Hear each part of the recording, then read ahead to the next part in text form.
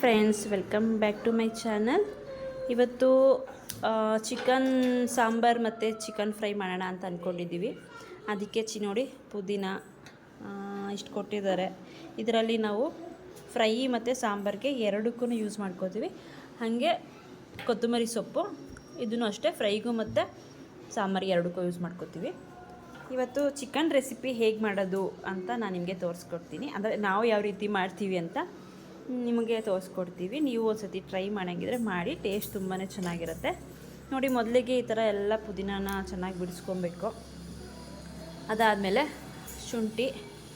ಶುಂಠಿ, ಬೆಳ್ಳುಳ್ಳಿ, ಆಮೇಲೆ ಹಸಿಮೆಣ್ಸಿನ್ಕಾಯಿ ಮತ್ತು ಫ್ರೈಗೆ ಬನ್ನಿ ನೋಡೋಣ ಹೇಗೆ ಮಾಡೋದು ಅಂತ.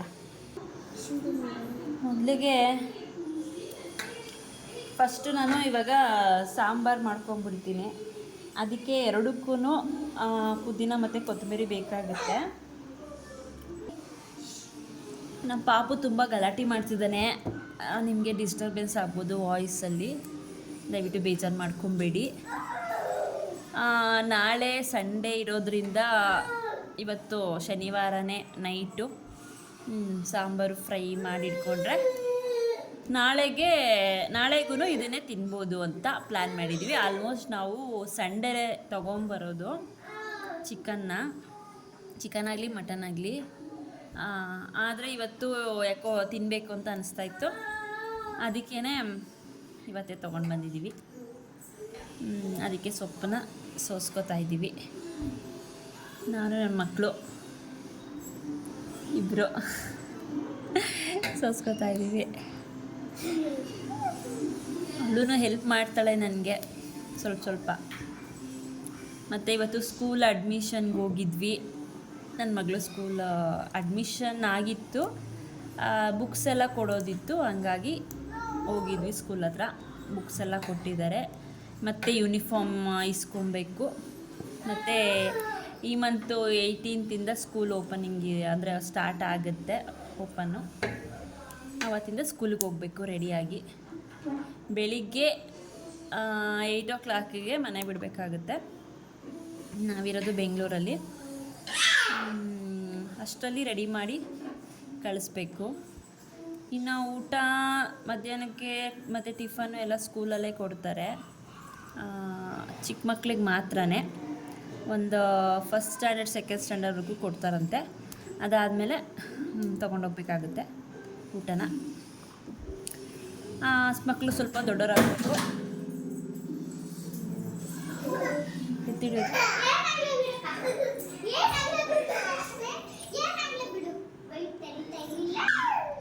ಇರೋ ಮಗನೇ ಇರೋ, ಗಲಾಟೆ ಮಾಡಬೇಡ, ಹೋಗಿ ಬೀಳಿಸ್ತಾ ಅಲ್ಲಿ.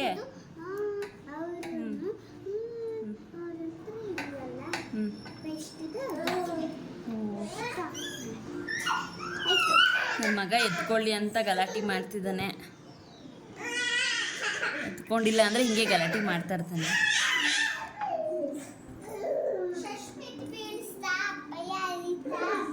ಆ ಕಡೆ ಒಂಚೂರು ಸೊಪ್ಪಿದೆ, ಎತ್ಕೊಳ್ಳಿ. ಆ ಕಡೆ ಸೊಪ್ಪು ಈ ಕಡೆ ತಳ್ಳು ಅದನ್ನ. ಸೊಪ್ಪೆಲ್ಲ ಈ ಕಡೆ ತಳ್ಳು. ವೇಸ್ಟ್ ಮಾಡೋದು ಬೇಡ. ನೀಟಾಗಿ ಇದರಲ್ಲಿ ಬಿಡಿಸ್ಕೋಬೇಕು.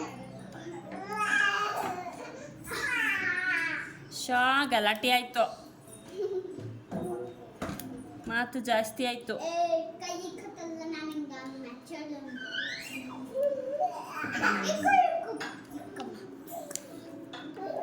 ಪಟ ಅಂತ ಬೇಗ ಸೋಸ್ಕೊಂಡು ಅಡುಗೆ ಶುರು ಮಾಡಬೇಕು. ಇವಾಗ ಎಕ್ಸಾಕ್ಟಾಗಿ ಟೈಮು 6 ಗಂಟೆ ಆಗಿದೆ ಸಂಜೆ. ಬೇಗ ಇನ್ನು 1 ಅವರಲ್ಲಿ ಅಡುಗೆ ಸಾಂಬಾರಾದರೂ ಮುಗಿಸ್ಕೊಂಡ್ರೆ ಫ್ರೈನ ಬೇಗ ಮಾಡ್ಕೋಬೋದು. ಫ್ರೈಗೇನು ಕಷ್ಟ ಆಗಲ್ಲ. ನೋಡಿ, ನಾನು ಇಷ್ಟು ಸೊಪ್ಪು ಸಿಕ್ಕಿದೆ ನನಗೆ ವೇಸ್ಟೇಜ್ ಹೋಗಿ. ಪುದೀನ ಆ್ಯಂಡ್ ಕೊತ್ತಂಬರಿ, ಹಾಗೆ ಒಂದು ಮದುವೆಯಲ್ಲಿ ಕೊಟ್ಟಿದ್ದ ತೆಂಗಿನಕಾಯಿ ನೋಡಿ ಎಷ್ಟಿದೆ.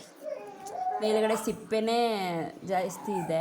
ಇನ್ನು ಸಿಪ್ಪೆಲ್ಲ ತೆಗೆದ್ರೆ ಪುಟ್ಟು ತೆಂಗಿನಕಾಯಿ ಇದೆ. ಏನು ಮಾಡೋದು, ರೇಟ್ ಎಲ್ಲ ಜಾಸ್ತಿ ಆಗಿಬಿಟ್ಟಿದೆಯಲ್ಲ, ಅದಕ್ಕೆ ಈ ರೀತಿ ಕೊಟ್ಟಿದ್ದಾರೆ. ಇನ್ನು ಶುಂಠಿನ ಇಷ್ಟು ಹಾಕ್ಕೋತೀನಿ ಸಾಂಬಾರಿಗೆ.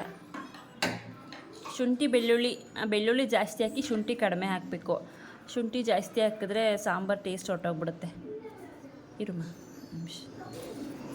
ಬನ್ನಿ ಇವಾಗ ಶುಂಠಿ, ಬೆಳ್ಳುಳ್ಳಿ ಮತ್ತು ಪುದೀನ, ಕೊತ್ತಂಬರಿ, ಟೊಮೊಟೊ ಇದೆಲ್ಲ ಸಾಂಬಾರಿಗೆ ಏನೇನು ಬೇಕು ಎಲ್ಲನೂ ರೆಡಿ ಮಾಡ್ಕೊಳ್ಳೋಣ ರುಬ್ಕೊಳ್ಳೋಕ್ಕೆ.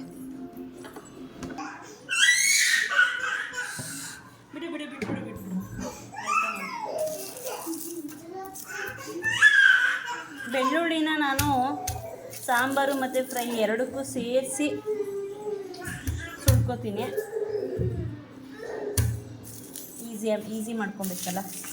ಸಿಪ್ಪೆನ ಫ್ರೆಂಡ್ಸ್ ಜಾಸ್ತಿ ಸುಳಿಯೋಕ್ಕೆ ಹೋಗಬಾರ್ದು. ಸಿಪ್ಪೆ ಇರಬೇಕು, ಒಂದು ಮುಕ್ಕಾಲು ಭಾಗದಷ್ಟು ಸಿಪ್ಪೆ ಇರಬೇಕು. ಸ್ವಲ್ಪ ಮೇಲ್ಮೇಲೆ ಎಕ್ಸ್ಟ್ರಾ ಈ ಥರ ತೆಕ್ಕೊಳ್ಳಿ ಸಾಕು. ಈ ಕಡೆ ಸ್ವಲ್ಪ ಒಂದು 2 ಸತಿ ಈ ಕಡೆ ತೆಕ್ಕೊಳ್ಳಿ ಸಾಕು. ಇಷ್ಟು ಸ್ವಲ್ಪ ಇದ್ದರೆ ಏನು ಪ್ರಾಬ್ಲಮ್ ಇಲ್ಲ, ಏನಂತ ತೊಂದರೆ ಏನಾಗೋದಿಲ್ಲ. ಹೊಟ್ಟೆ ನೋವು ಬರೋದು ಆ ರೀತಿ ಎಲ್ಲ ಏನಿಲ್ಲ. ಈ ಹೋಟ್ಲುಗಳಲ್ಲೆಲ್ಲ ಹಾಕ್ತಾರೆ, ನಾವು ತುಂಬ ಸತಿ ಹಾಕಿದ್ದೀವಿ. ಹಿಂಗೇ ಸ್ವಲ್ಪ ಅರ್ಧ ಸಿಪ್ಪೆ ತೆಗೆದು ಹಾಕ್ತೀವಿ, ಏನಾಗೋದಿಲ್ಲ ಫ್ರೆಂಡ್ಸ್. ಇವಾಗ ಪುದೀನ, ಕೊತ್ತಂಬರಿ ಮತ್ತು ಶುಂಠಿ, ಬೆಳ್ಳುಳ್ಳಿ ಸುಳ್ಕೊಂಡಾಯಿತು. ಶೇರು ಪಾಪನ ತೊಡೆ ಮೇಲೆ ಕುಡಿಸ್ಕೊಂಡಿದ್ದೀನಿ, ಅಲ್ಲಾಡಿಸ್ತಿದ್ದಾನೆ. ನೋಡಿ, ಬೆಳ್ಳುಳ್ಳಿ ಅರ್ಧ ಸಾಂಬಾರಿಗೆ ಮತ್ತು ಅರ್ಧ ಸಾಂಬಾರಿಗೆ ಮತ್ತು ಅರ್ಧ ಫ್ರೈಗೆ ಅಂತ ಇಟ್ಟಿದ್ದೀನಿ. ಅರ್ಧ ಸಾಂಬಾರಿಗೆ, ಅರ್ಧ ಫ್ರೈಗೆ ಮತ್ತು ಅರ್ಧ ಸಾಂಬಾರಿಗೆ, ಅರ್ಧ ಫ್ರೈಗೆ. ನಾನು ಇದರಲ್ಲೇ ಡಿವೈಡ್ ಮಾಡ್ಕೋತೀನಿ ಎಷ್ಟು ಬೇಕು ನನಗೆ ಅಂತ. ಕೊತ್ತಂಬರಿ, ಪುದೀನ ನನಗೆ ಫ್ರೈಗೆ ಜಾಸ್ತಿ ಬೇಕಾಗುತ್ತೆ. ಸಾಂಬಾರಿಗೆ ಸೊಪ್ಪನ್ನ ಜಾಸ್ತಿ ರುಬ್ಕೋಬಾರ್ದು. ಹೋಗಲ್ಲಿ ಕುತ್ಕೋಗಿ, ಅಲ್ಲಿ ಕುತ್ಕೊಂಡು ಆಟ ಆಡ್ಸೋದು.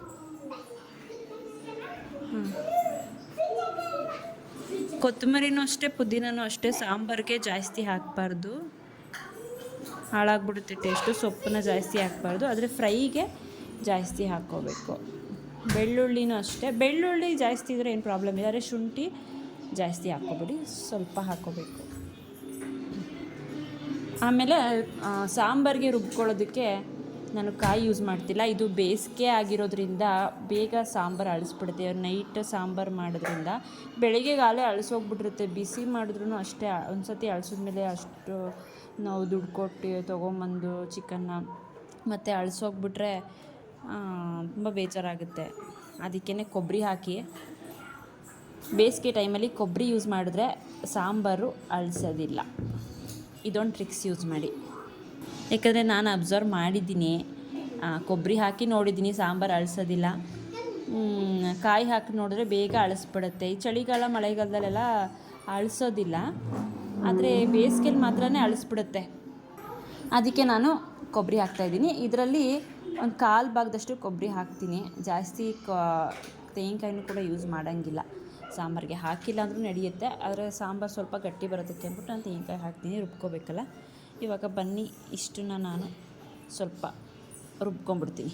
ಅದನ್ನು ರುಬ್ಕೊಳ್ಳೋಕ್ಕಿಂತ ಮುಂಚೆಗೆ ಏನು ಮಾಡಬೇಕಂದ್ರೆ ಬನ್ನಿ ತೋರಿಸ್ತೀನಿ ಏನು ಮಾಡಬೇಕಂತ. ಫಸ್ಟು ಸೊಪ್ಪನ್ನು ತೊಳ್ಕೊಂಡ್ಬಿಡ್ತೀನಿ, ನೀಟಾಗಿ ವಾಶ್ ಮಾಡಿಸ್ಕೋಬೇಕು.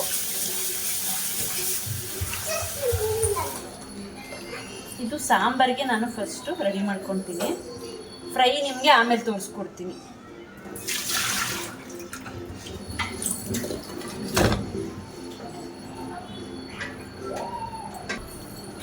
ಅದಾದಮೇಲೆ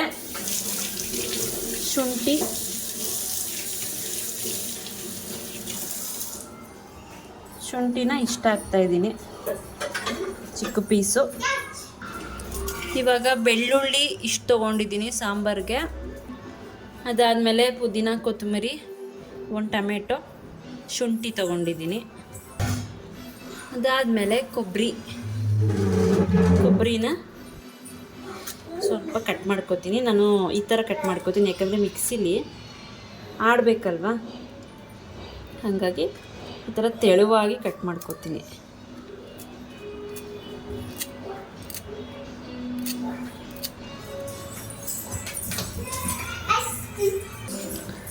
ನೋಡಿ ಇಷ್ಟು ತೆಂಗಿನ ಅಂದರೆ ಕೊಬ್ಬರಿ ತೊಗೊಂಡಿದ್ದೀನಿ ನಾನು.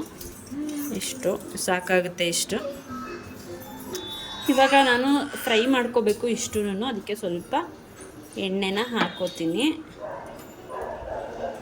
2 ಲವಂಗ ಹಾಕಬೇಕು. ಲವಂಗ ಹಾಕಬೇಕು. ಅದು ಸ್ವಲ್ಪ ಬಿಸಿ ಆಗ್ತಿದ್ದಂಗೆ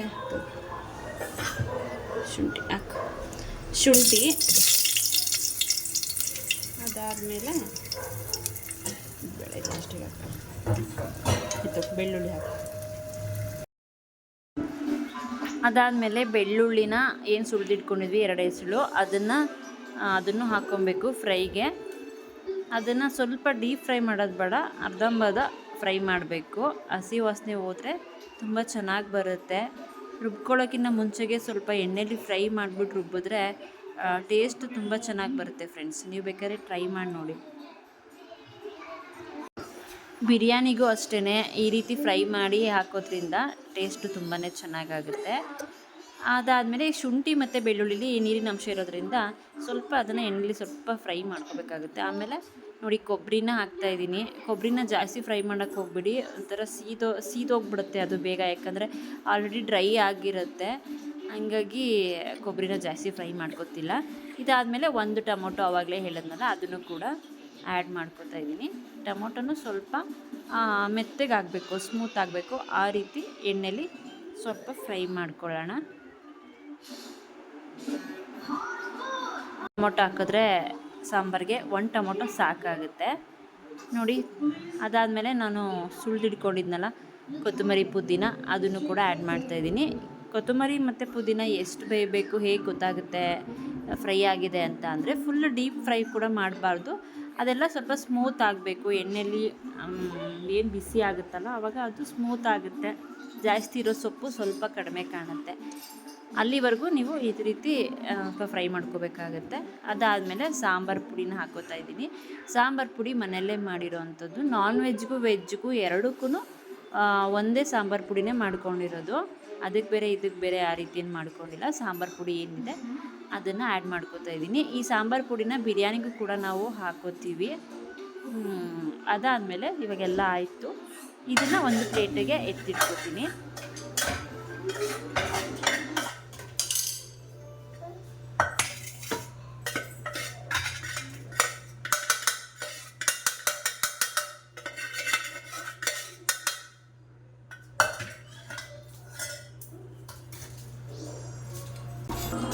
ನೋಡಿ ಫ್ರೆಂಡ್ಸ್, ಇಷ್ಟು ಸಾಂಬಾರಿಗೆ ನಾವು ರುಬ್ಕೊಳ್ಳೋಕ್ಕೆ ಮಸಾಲೆನ ಮಾಡ್ಕೊಂಡಿದ್ದೀವಿ. ಈ ಥರ ಮಾಡಿ ಹಾಕಿದ್ರೆ ಸೂಪರ್ ಟೇಸ್ಟ್ ಬರುತ್ತೆ. ಬೇಕಾದ್ರೆ ಟ್ರೈ ಮಾಡಿ. ಅದಾದಮೇಲೆ ಬನ್ನಿ ಇವಾಗ ನಾವು ಚಿಕನ್ನ ವಾಶ್ ಮಾಡ್ಕೊಳ್ಳೋಣ. ಇವಾಗ ಚಿಕನ್ನ ನಾನು ವಾಶ್ ಮಾಡ್ತಾಯಿದ್ದೀನಿ.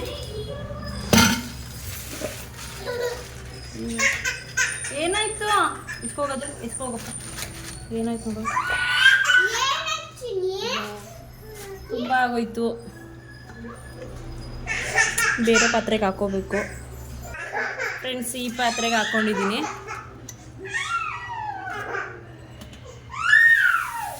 ಏನಪ್ಪ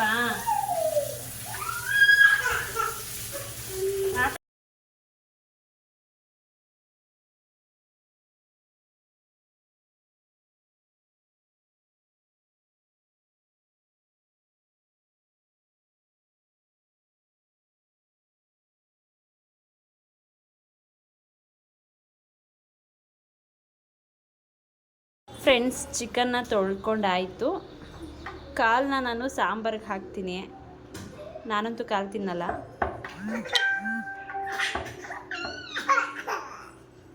ನೋಡಿ ಹೆಂಗಿದೆ ಕಾಲು.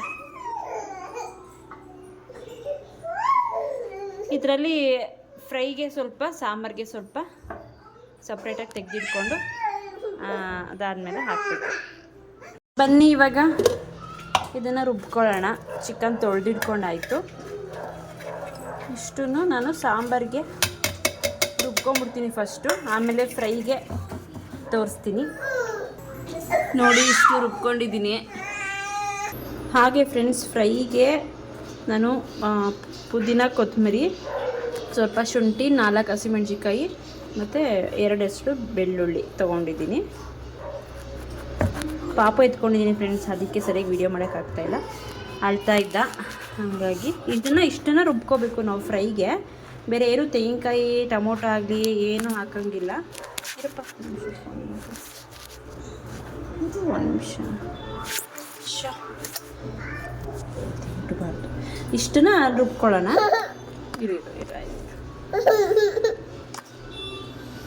ಫ್ರೆಂಡ್ಸ್, ಅವನಿಗೆ ನಿದ್ದೆ ಬಂದುಬಿಟ್ಟಿದೆ. ನಾನು ಮತ್ತೆ ಸಿಗ್ತೀನಿ, ಆಮೇಲೆ ಕಂಟಿನ್ಯೂ ಮಾಡ್ತೀನಿ ವೀಡಿಯೋನ. ಫ್ರೆಂಡ್ಸ್ ನೋಡಿ, ರುಬ್ಕೊಂಡಿದ್ದೀನಿ, ಹೀಗಾಗಿದೆ. ಫ್ರೆಂಡ್ಸ್, ನನ್ನ ಮುಂದಿನ ವೀಡಿಯೋದಲ್ಲಿ ಕಂಟಿನ್ಯೂ ಆಗುತ್ತೆ ಈ ವಿಡಿಯೋ. ಪಾಪು ತುಂಬ ಅಳ್ತಾ ಇದ್ದಾನೆ, ಹಾಗಾಗಿ ಮತ್ತು ಲೆಂತಿ ಆಯಿತು ತುಂಬ ವೀಡಿಯೋ, ಹಾಗಾಗಿ ನಾನು ಮುಂದಿನ ವೀಡಿಯೋದಲ್ಲಿ ಕಂಟಿನ್ಯೂ ಮಾಡ್ತೀನಿ. ತಪ್ಪದೇ ನೋಡಿ, ಹಾಗೆ ಸಪೋರ್ಟ್ ಮಾಡಿ, ಸಬ್ಸ್ಕ್ರೈಬ್ ಮಾಡೋದನ್ನು ಮರಿಬೇಡಿ. ಎಲ್ಲರಿಗೂ ಬಾಯ್.